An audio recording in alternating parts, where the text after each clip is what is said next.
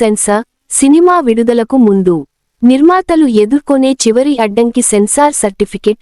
Central board of film certification ఒక్కసారి CBFC నుంచి certificate వస్తే సినిమా థియేటర్లలో విడుదలకు అర్హత పొందుతుంది. అందుకే నిర్మాతలు సాధారణంగా సినిమా ఫైనల్ కాపీని ముందుగానే సెన్సార్ బోర్డుకు పంపిస్తారు.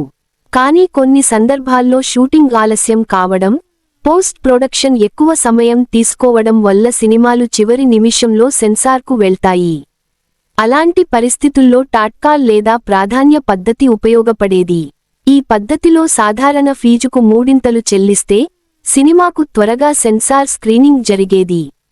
ఈ ప్రాధాన్య విధానాన్ని 2024లో ప్రవేశపెట్టారు.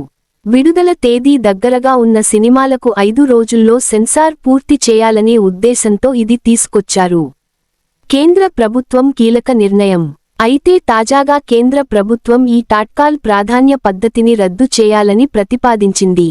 ఈ ప్రతిపాదన అమల్లోకి వస్తే ఇకపై చివరి నిమిషంలో సెన్సార్ చేయించుకునే అవకాశం ఉండదు. అదనపు ఫీజు చెల్లించి క్యూ దాటేసే వెసులుబాటు కూడా ఉండదు. అంటే ముందు వచ్చిన సినిమాకే ముందు అన్న విధానం ఖచ్చితంగా అమలవుతుంది. ఈ నిర్ణయం పెద్ద బడ్జెట్ సినిమాలకు పెద్ద దెబ్బగా మారే అవకాశం ఉంది. ఎందుకంటే భారీ సినిమాలు ఎక్కువగా చివరి నిమిషంలోనే సెన్సార్కు వెళ్లి ఈ ప్రాధాన్య పద్ధతిని వినియోగించుకుంటున్నాయి. ఇకపై అది సాధ్యం కాకపోవచ్చు. ప్రభుత్వ వర్గాల ప్రకారం ఈ మార్పు వెనుక ప్రధాన ఉద్దేశం అందరికీ సమాన అవకాశాలు కల్పించడమే. చిన్న, స్వతంత్ర నిర్మాతలకు అన్యాయం జరగకుండా చూడాలనే లక్ష్యంతో ఈ నిర్ణయం తీసుకున్నారు.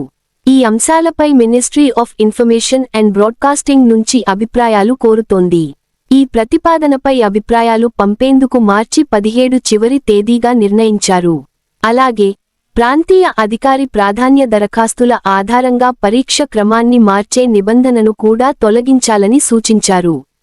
మొత్తం పైన ఈ నిర్ణయం అమల్లోకి వస్తే సినిమా ఇండస్ట్రీలో సెన్సార్ ప్రక్రియ మరింత క్రమబద్ధంగా మారే అవకాశం ఉంది. నిర్మాతలు ఇకపై ముందస్తు ప్రణాళికతోనే సినిమాలను సిద్ధం చేయాల్సిన పరిస్థితి ఏర్పడుతుంది.